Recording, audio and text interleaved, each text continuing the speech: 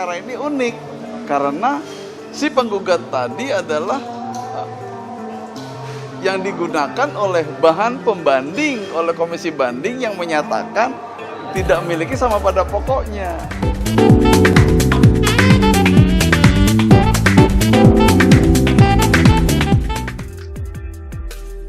Sidang putusan perkara kasus sengketa merek produk cairan anti karat antara WD40 dengan Getol 40 akan digelar pada Rabu, tanggal 30 Juni 2021 mendatang di Pengadilan Niaga Jakarta Pusat.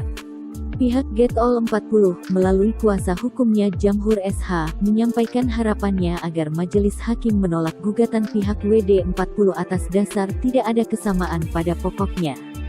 Jamhur juga mengutip isi dari buku berjudul Hukum Merek Indonesia 1986 karya pakar hukum perdata, Profesor Dr. Sudargo Gautama.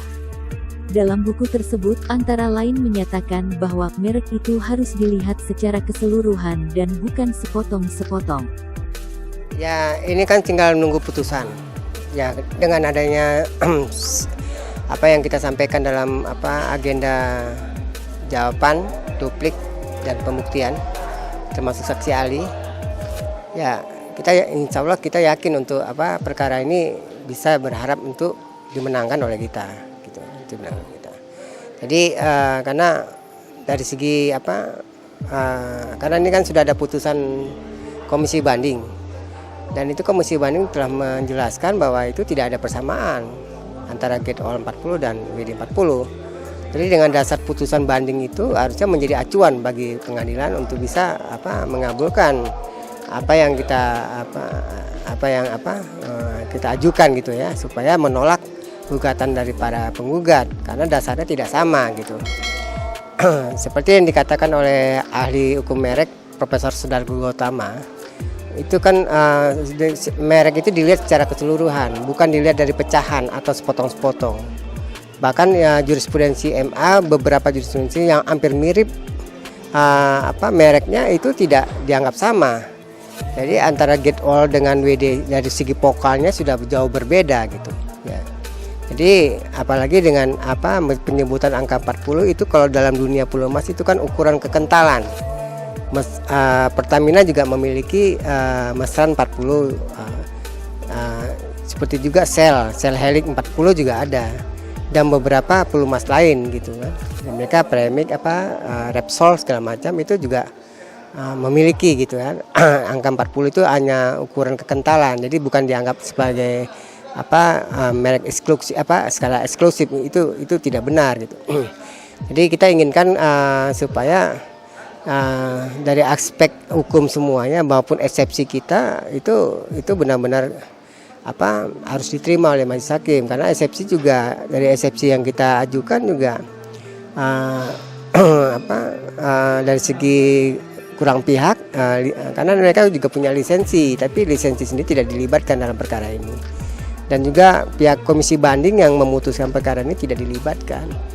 Harusnya dengan dasar dalil eksepsi itu juga harusnya hakim harusnya menerima eksepsi kita dan mengabulkan eksepsi kita.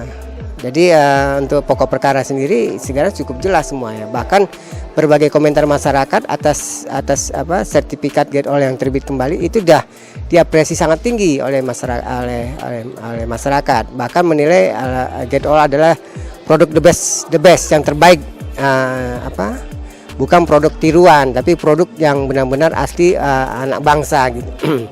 Jadi itu yang kita harapkan. Bahkan Presiden Jokowi juga telah mencanangkan untuk mencintai produk anak bangsa gitu ya. Jadi mudah-mudahan semua dapat supaya perkara ini menolak gugatan dari para penggugat dan mengabulkan apa yang disampaikan, apa yang diajukan oleh pihak kami sebagai Getol 40 yang selama ini tidak pernah ada kemiripan dengan WD40. Sekjen Badan Arbitrase Mediasi HKI, Dr. Suyut Margono SH menyatakan pendapatnya, berdasarkan pada putusan Komisi Banding Direktorat Jenderal Kekayaan Intelektual, bahwa kedua merek itu tidak sama pada pokoknya, maka jika terbukti tidak ada kesamaan pada pokoknya, maka gugatan WD40 terhadap Getol 40 dapat ditolak oleh Majelis Hakim. Gugatan ini kan sebetulnya diajukan oleh pemilik merek, ya, atas dasar ada merek terdaftar itu diasumsikan memiliki sama pada pokoknya dengan mereknya mereka. Nah, gugatan ini adalah dimungkinkan bagi siapa saja yang sebagai pemilik merek merasa keberatan atas terdaftarnya suatu merek dalam satu perdagangan yang sama, sehingga ini dianggap merugikan mereka. Nah, perkara ini cukup menarik karena merek yang terdaftar ini sebelumnya pun telah ditolak oleh Kementerian Hukum dan HAM oleh pemeriksa merek. Dalam ini adalah Direktorat Jenderal Kekayaan Intelektual. Nah, ketika si pemilik merek ini mengajukan banding, nah putusan Komisi Banding menyatakan permohonan ini diterima karena tidak memiliki sama pada pokoknya dengan merek yang terdaftar lebih dahulu. Artinya sudah terbukti tidak ada sama pokoknya oleh negara. Nah, bahan pembandingnya ini adalah bahan pembanding di mana pihak yang pemilik merek yang merasa keberatan tersebut. Nah, dia mengajukan gugatan pembatalan merek atas kepemilikan merek berdasarkan putusan Komisi Banding. Ini cukup menarik perkara ini. Jadi ada pemohon merek Indonesia mengajukan permohonan merek, ditolak, dia mengajukan banding, diterima bandingnya dan terdaftar. Nah, terdaftarnya merek ini mengganggu pemilik merek internasional yang merasa merek yang terdaftar tersebut memiliki sama pada pokoknya. Nah, sehingga apabila dilaksanakan dalam kegiatan perdagangan barang yang sama, konsumennya bingung. Konsumennya menerka ini ada hubungan dengan merek yang terdaftar milik Indonesia yang lokal itu dengan milik asing. Nah, yang menjadi menarik, si pemilik merek ini mengajukan gugatan pembatalan atas merek yang terdaftar tersebut. Padahal merek terdaftar tersebut sudah diputus oleh Komisi Banding, diterima pendaftarannya. Yang lucunya bahan pembandingnya adalah bahan pembanding di mana pada saat mengajukan gugatan dialah yang mengajukan gugatan pembatalan tersebut. Nah, ini agak sedikit kekhususan atau keistimewaan perkara ini. Jadi putusan Komisi Banding itu sebenarnya semacam lembaga bantu yang oleh undang-undang memang ada. Jadi Komisi Banding itu memutuskan atas penolakan merek yang diajukan oleh permohonan pendaftaran merek. Nah, putusan Komisi Banding itu biasa mengabulkan atau menolak, itu biasa. Nah, ketika nih permohonan ini diterima, bahan pembandingnya adalah merek yang mengajukan gugatan pembatalan di pengadilan niaga ini. Nah, itu yang menjadi jadi unik kasusnya. Karena begitu putusan Komisi Banding diputus, maka diterbitkanlah sertifikat terdaftar di dalam daftar umum merek. Ya. Nah, bahan pembanding yang tidak sama ini dia mengajukan gugatan karena merugikan, karena nanti konsumen akan bingung gitu asumsinya. Ya, memang ketika seseorang mengajukan gugatan pembatalan merek kan pasti dia harus membuktikan adanya kesamaan pada pokoknya. Dan itu lazim dan itu hal biasa. Karena memang itu dia harus tunjukkan di muka pengadilan. Pengadilan ini adalah pengadilan niaga, dia mengajukan gugatan dengan dasar merek yang terdaftar tersebut memiliki sama pada pokoknya. Begitu. Ketika ternyata terbukti pada sama pada pokoknya, maka ketika gugatan itu dikabulkan, maka dicoret nanti dalam daftar umum merek Kementerian Hukum dan HAM. Nah, mereknya dia masuk sebagai pemilik merek. Nah, problemnya sekali lagi saya sampaikan di sini bahwa yang menjadi dasar gugatan ini adalah bahan pembanding yang digunakan oleh Komisi Banding. Dan Komisi Banding menyatakan apa? Bahwa permohonan merek yang diajukan oleh perusahaan lokal ini tidak memiliki atau tidak punya persamaan pada pokoknya dan pada atau keseluruhannya dengan merek yang sebagai bahan pembanding tadi. Nah, jadi ini waktu melaksanakan banding, putusan komisi banding yang menyatakan bahwa memang tidak memiliki sama pada pokoknya. Dan artinya apa? Artinya tidak perlu dibuktikan lagi oleh pengadilan dan oleh majelis hakim bahwa kenyataannya tidak memiliki sama pada pokoknya.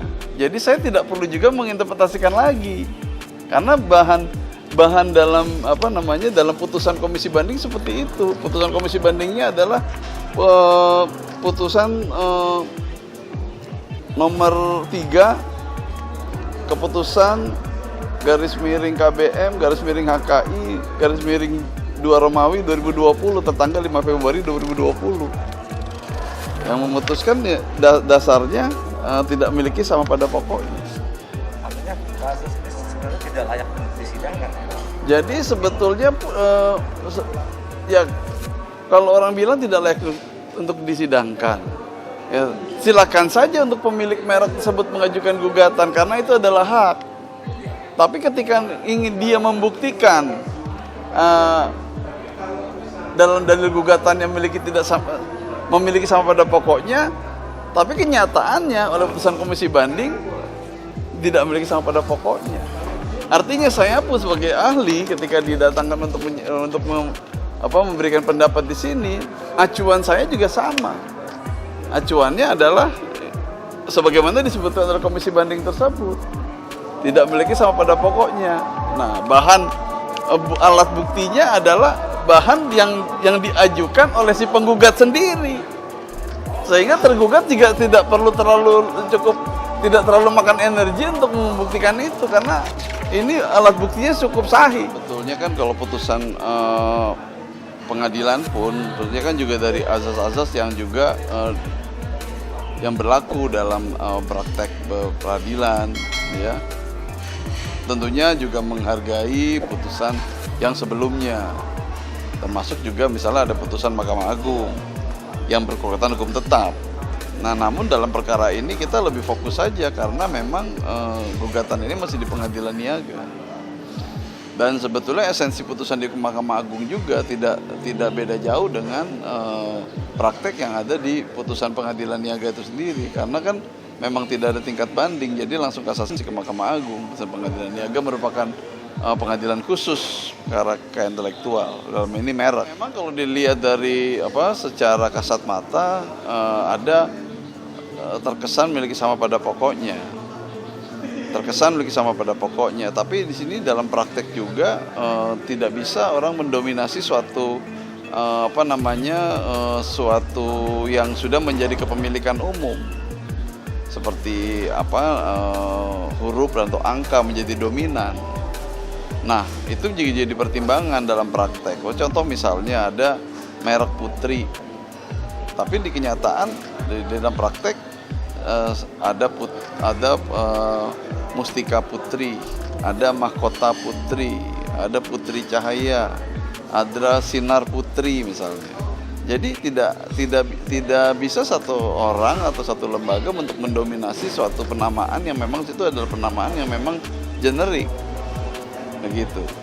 Dan undang-undang merek pun juga disampaikan begitu juga, bahwa merek itu tidak bisa didaftarkan apabila merek itu adalah nama yang umum. Karena memang pihak penggugat, tapi bukan tadi saya sampaikan, mereka terusik dengan adanya merek terdaftar ini oleh si penggugat. Adanya merek tergugat yang terdaftar dalam daftar umum merek kan memberikan konsekuensi bahwa si tergugat dapat memproduksi produk atau barang yang sama. Nah, ini mengganggu si penggugat sebagai kompetitornya karena yang diproduksi barang yang sama, Pak. Nah, kalau diproduksi barang yang sama berarti dengan adanya kesamaan pada pokoknya menurut versi si penggugat, maka konsumen akan bingung. Konsumen akan tertipu daya gitu. Nah, itu upaya oleh hukum dimungkinkan gugatan berdasarkan Undang-Undang Merek 20 tahun 2016 pasal 76 Undang-Undang Merek tersebut, silakan untuk mengajukan gugatan. Gugatan dilakukan dalam rangka untuk mencoret merek terdaftar tersebut.